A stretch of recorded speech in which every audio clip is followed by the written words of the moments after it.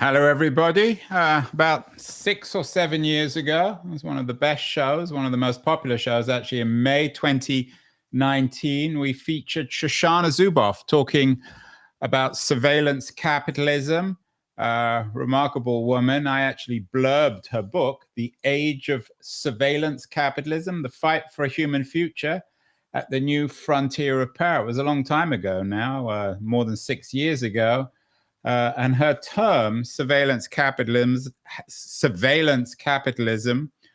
has, I think, become accepted as a kind of truth. Our guest today, Ray Brescia, a distinguished professor of law at Albany University, or University of New York at Albany, has a new book out, The Private is Political: Identity and Democracy in the Age of Surveillance Capitalism. So Ray takes the age of surveillance capitalism for granted. Is that fair, Ray? Is the age of surveillance capitalism, is that just now a given about February 2025?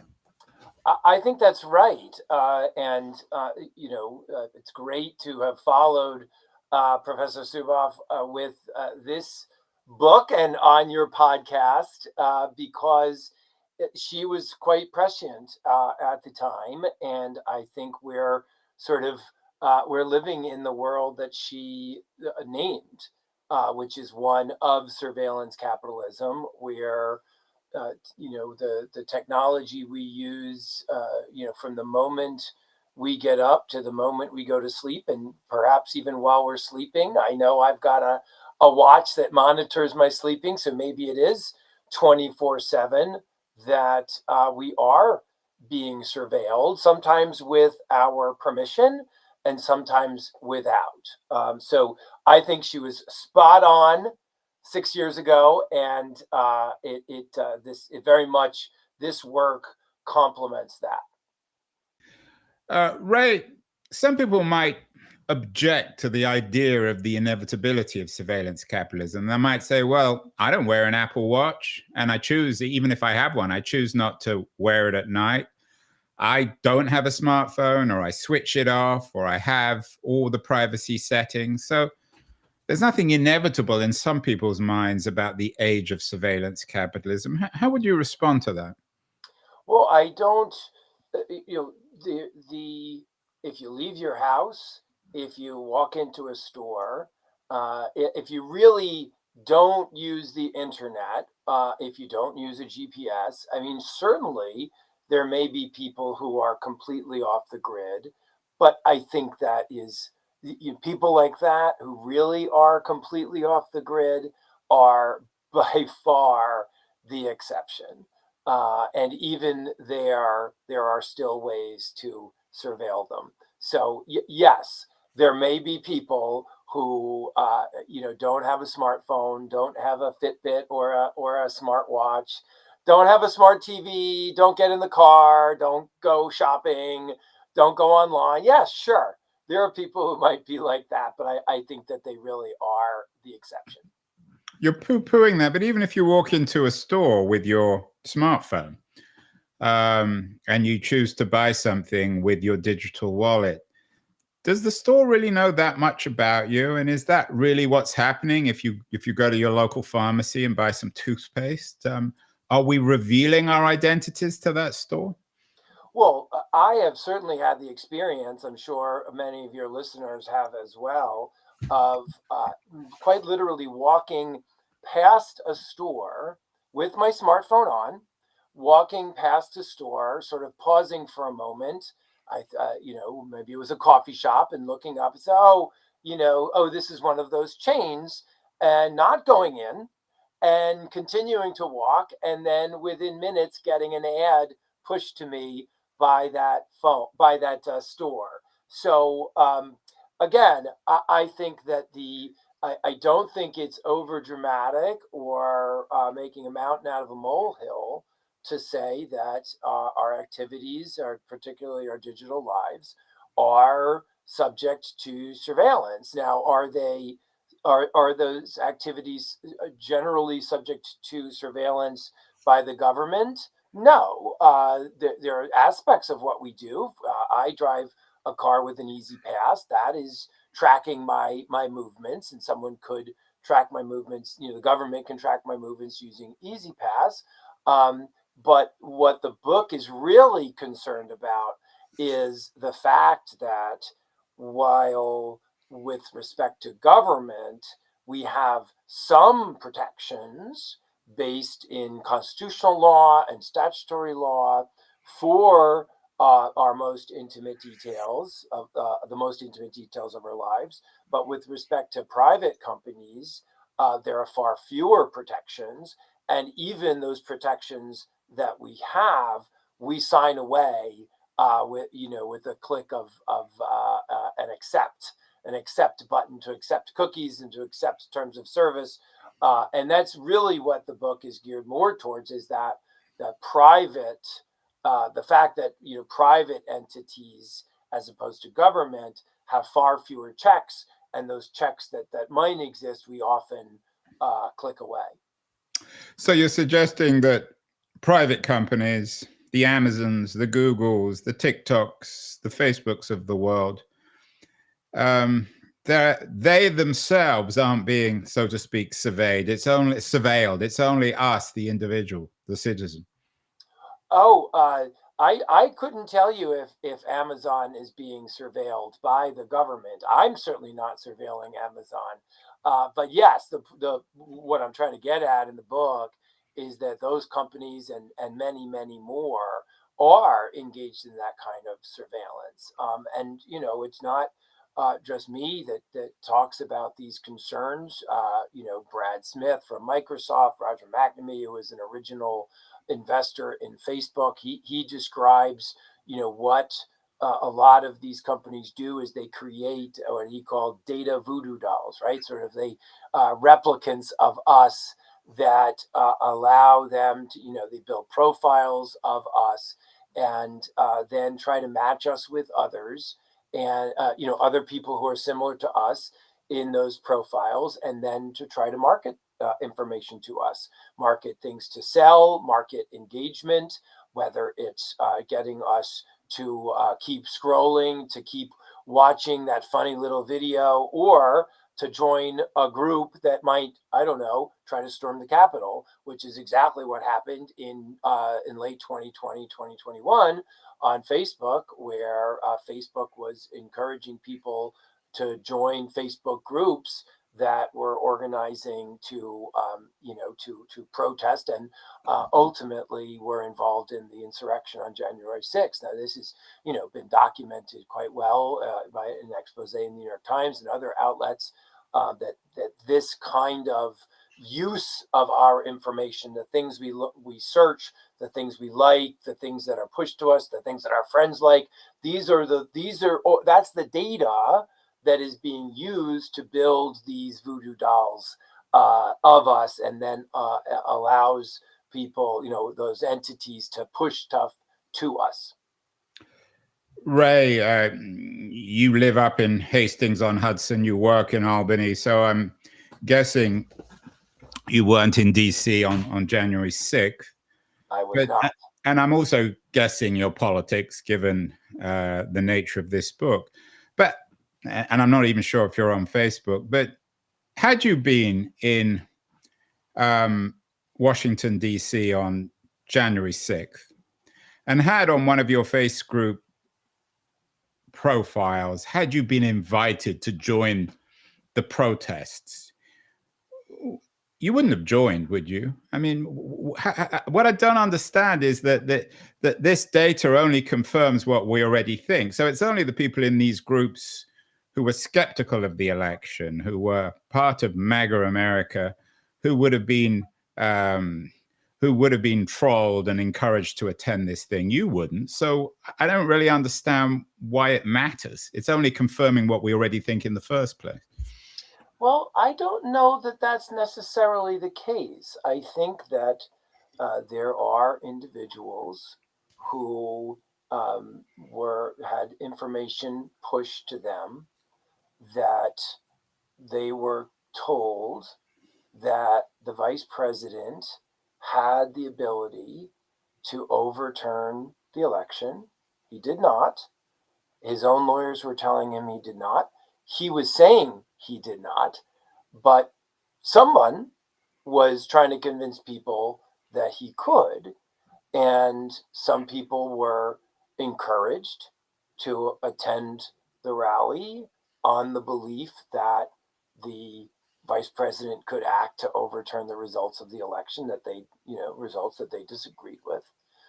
They were pushed information, disinformation, and misinformation about fraud in the election. There was none. That some people who might not have otherwise gone to such a rally, when fed this disinformation and misinformation, might have been encouraged to join the group and attend the rally.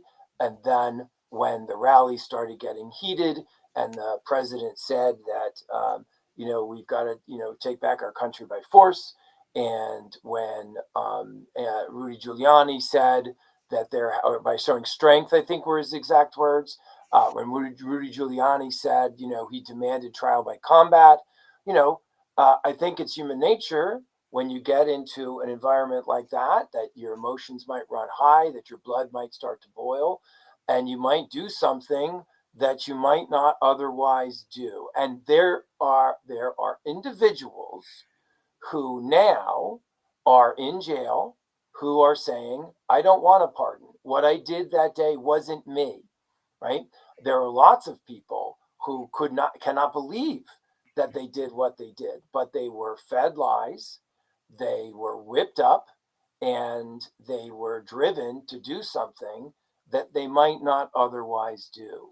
So I don't think it's simply a case of saying, oh, these people, all of these people would have done this regardless of having this information fed to them.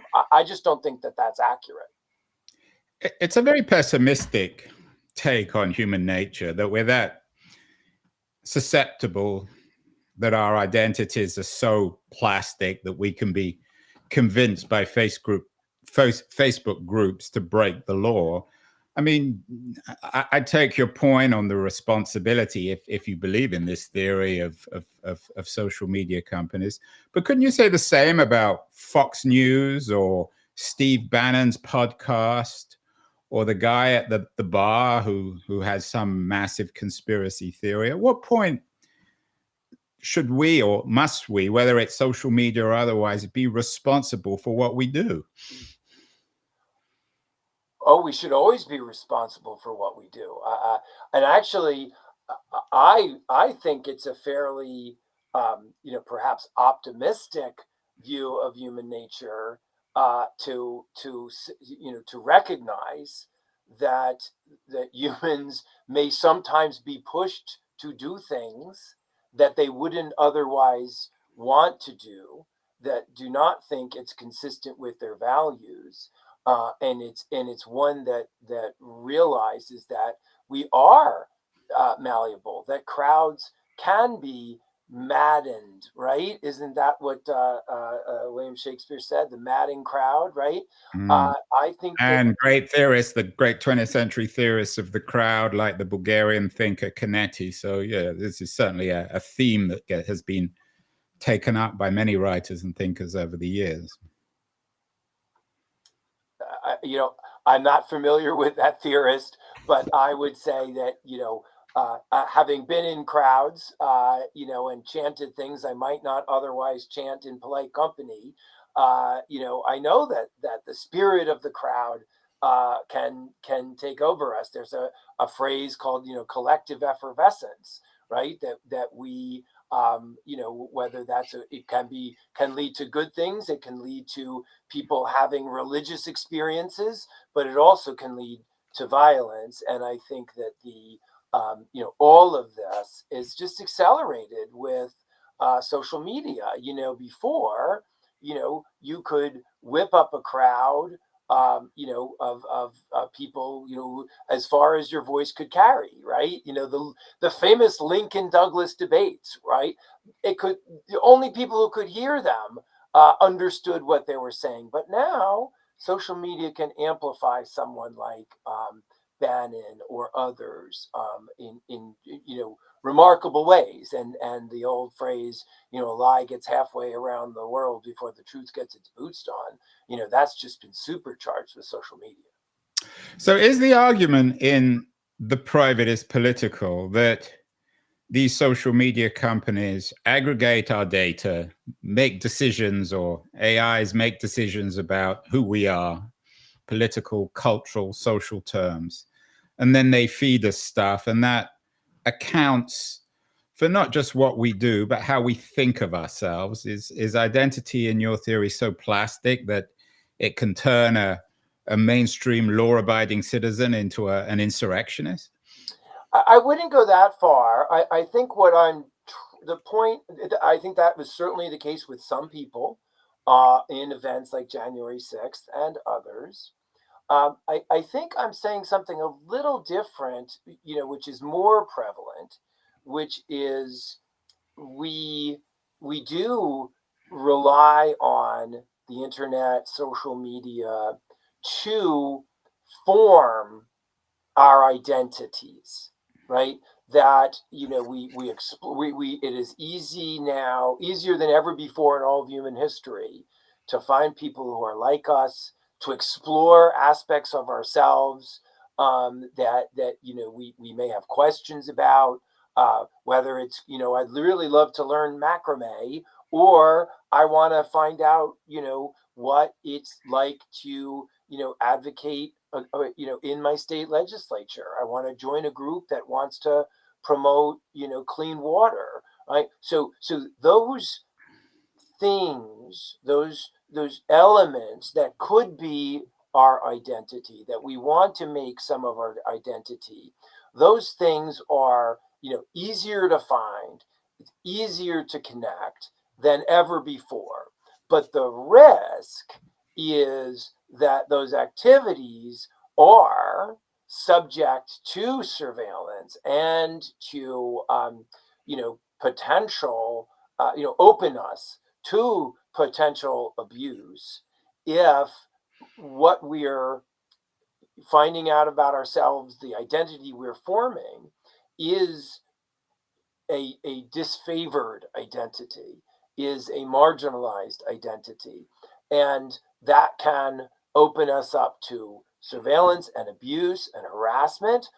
And if that does happen, then that might chill our willingness to realize the self that we want to be, right? So if I'm afraid that, if I'm someone who has questions about my gender identity and I'm afraid to explore some of those questions because I may be subject to abuse or harassment or bullying or worse, right? Then I won't be able to realize the self, as I imagine I want to become.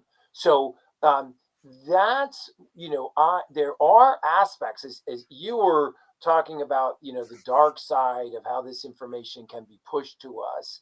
There is that aspect of this, but I also think that there is a hopeful side of what media, the internet, social media, the ability to form groups online. There's a positive aspect to that, but not if there's a risk that by engaging in those sorts of explorations, we might be subject to harassment and abuse. And that's the issue I'm much more concerned about. What do you mean harassment and abuse? Because I mean, this argument exists both on the left and the right. There are many people on the right. You were at Yale Law School. J.D. Vance has made this argument. I think in some ways he made the argument in Europe last week that consensus on the left is creating a kind of conformity that forces people to behave in a certain kind of way. You get the same arguments on the left. How does it actually work? I still don't quite understand. Well, we see now that if someone is, so there are instances where people might have searched for access to reproductive care. and that information was tracked and was shared with private groups and prosecutors. We have a case in Texas now where a doctor was sued for prescribing mifepristone, the abortion drug. So that's, I think that there is a real risk that that sort of information is going to be sought after by individuals, by governments, and it's available if you're using, for example, if a woman is using a period tracker, right? That could be, that information could be seized by a government that wants to see who is pregnant, who may have had an abortion, who may have had a miscarriage, because of the aggressive laws that might exist in a jurisdiction that regulate women's reproductive health. So I think that there are real serious risks for that kind of abuse and harassment, legal and extra legal, for sure. Yeah, we had Margaret Atwood on the show a few years ago as well, and of course another prescient. Yeah, although in her Handmaid's Tale there was no digital component, although it wouldn't be a big step, I think, from her analog version of Handmaid's Tale to the digital version that you're offering. So, Ray, I take your point.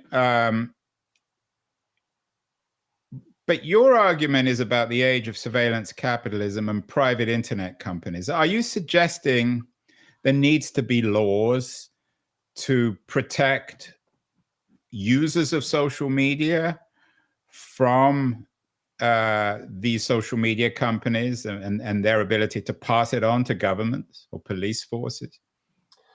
Well, certainly, and one of the approaches. I mean, it's tricky. We have, Section 230 of the Communications Decency Act, which protects social media companies and other companies that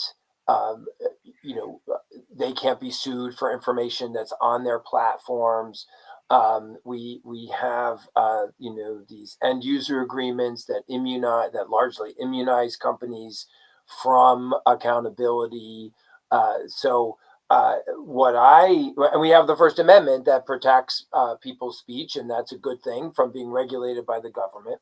So what I propose in the book is a system that would grade social media companies, apps, websites, based on the extent to which they protect their users' privacy or do not.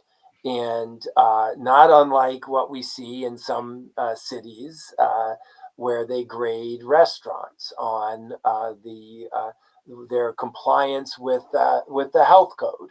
The average person who wants to go to a restaurant doesn't know all the ins and outs of the health code. I worked in a kitchen for several years. I know that the different health codes can be sort of silly at times, but the average restaurant goer doesn't know that. But if you're in one of those cities, I'm adjacent to one in New York City that has letter grades for restaurants.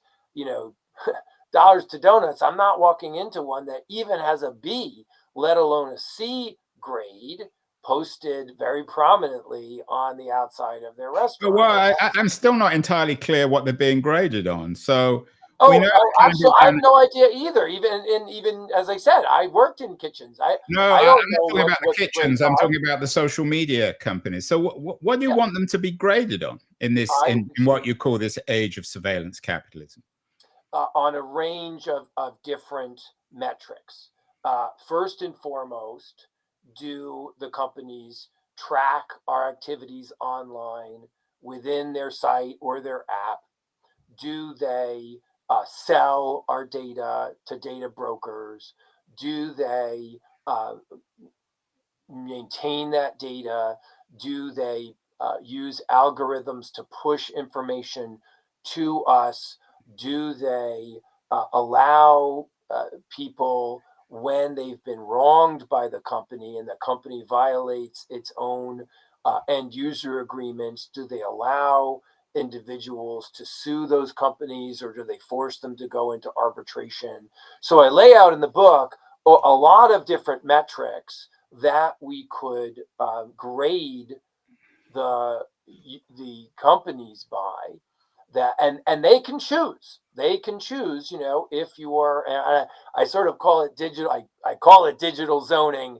You know, just like in a city or suburb, where you might say, you know, these kinds of houses go here, and these, you know, commercial establishments go here, manufacturing can go there, but you know, when you're building, what you can and cannot do in a particular zone.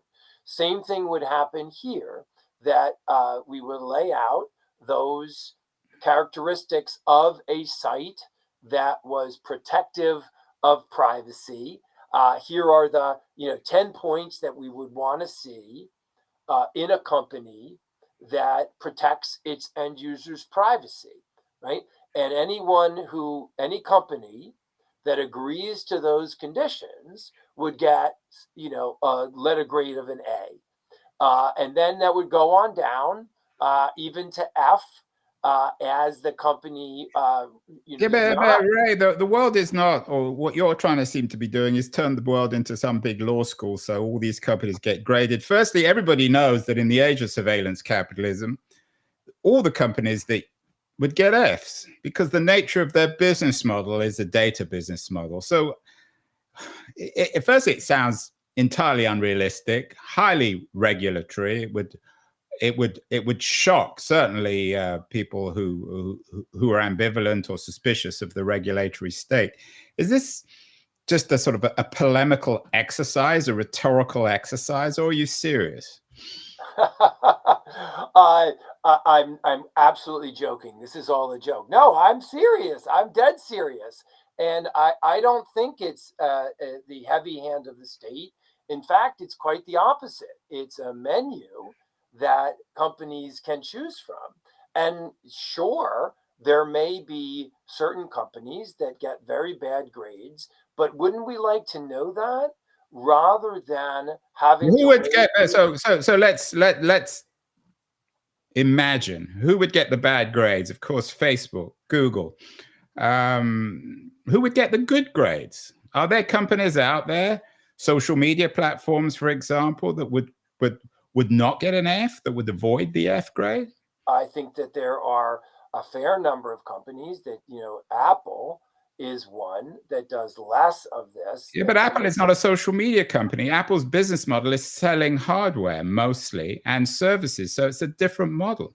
Well, but it would still, based on its iOS and the services it provides on that, the Apple Music, that's an app that would get graded. And it probably is better than some of the other services. Like Spotify or Google Music. Yeah. So I think that there are industries like social media industries that as a whole are probably worse than the average company or app that would be used. And so what the value of a grading system is that people would know what the risks are of using certain platforms and apps and websites. And there will be companies that value. I take your point, Ray. But I mean, the reality is everyone has known for years that DuckDuckGo, for example, is a search engine that is much better on the data front than Google. And every time there's a big data scandal, somehow a few 100,000 people join DuckDuckGo.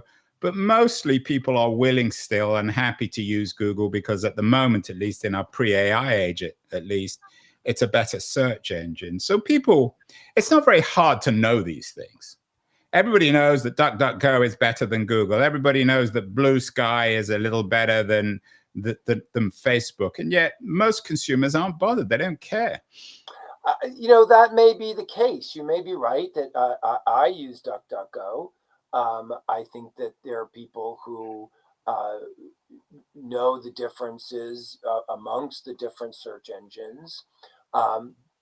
One of the issues, I think, is that people aren't as aware as as you are assuming about the extent to which their private data is being harvested and sold.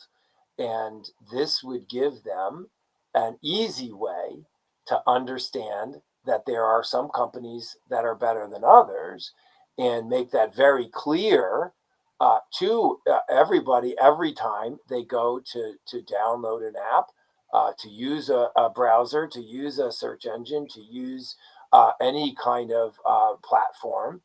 And maybe people will ignore it, right? People, I believe that people pay a lot of attention to things like star ratings, right? I've had conversations with people in the sharing economy, whether it was an Uber driver or other types of services. They care very much about getting a 5-star rating. Right, I take your point, but it's one thing to rate a meal or a hotel stay or an airline experience. It's quite another to rate a search engine experience, where it's still not entirely clear to me what people are paying for in your age of surveillance capitalism. You say the private is political and that there are problems with identity and democracy. But again, coming back to the January 6th argument, how would you convince people that this model is against their interest? If we had someone from Google on, for example, they would say, well, their search engine doesn't personalize any of the data analysis, so it doesn't know that it's Ray Brescia or Andrew Keene or anyone else. So it doesn't actually impact on them personally. I don't think that's accurate. I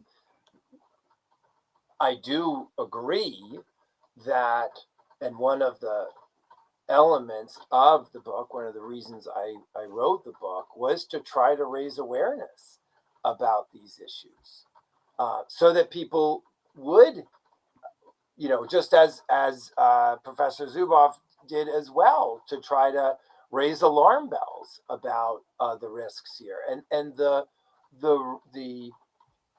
sort of line between some of these companies and the government is almost non-existent now, particularly given the role of Elon Musk in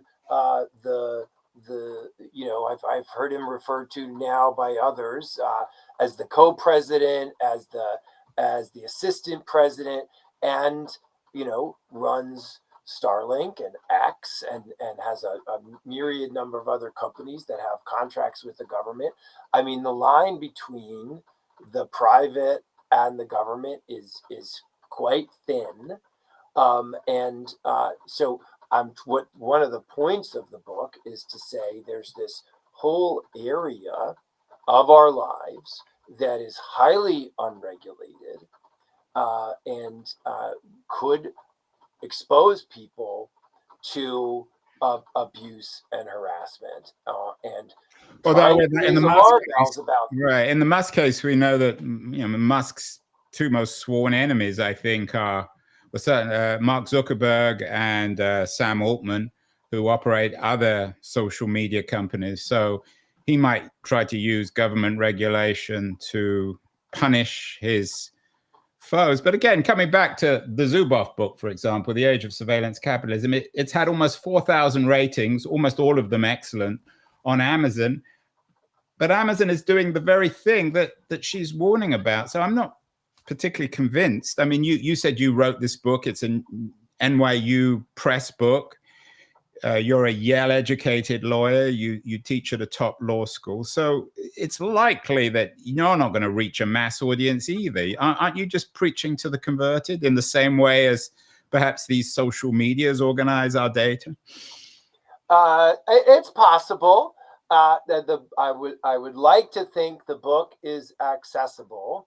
It wasn't written strictly for the academy.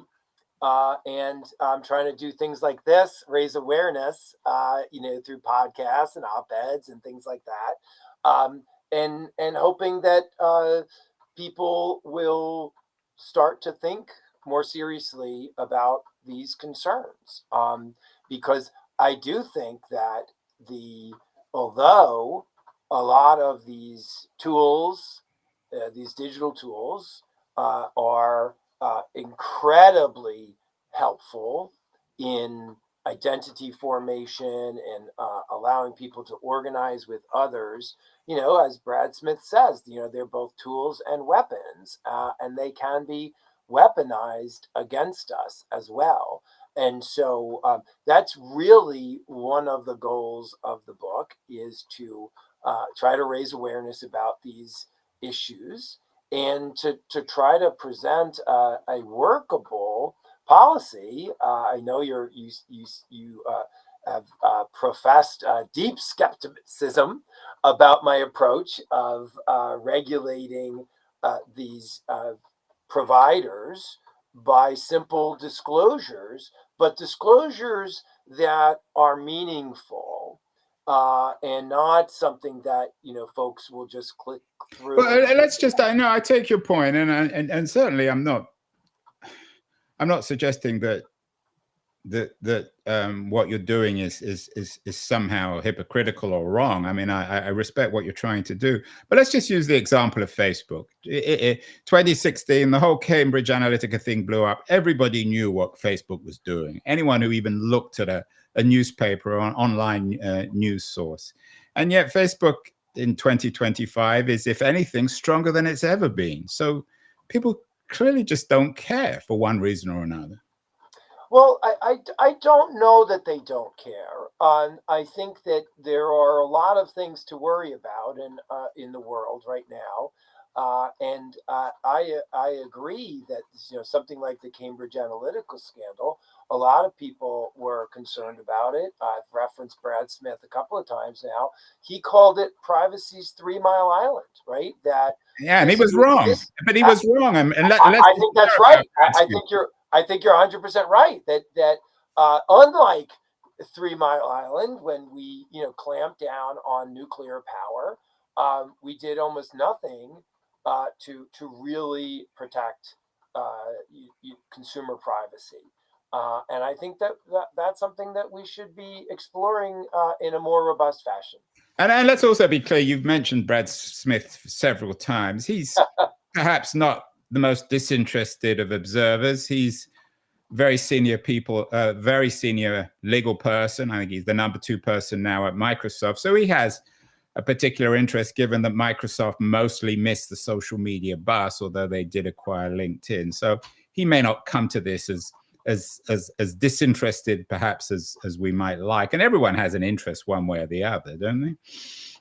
No, that may very well be the case. And we also saw in the wake of January 6th, 2021, a lot of these companies saying that they would not contribute to elected officials who didn't certify the election, that they would take the then president, soon to be former president, ban him from their platforms, and we're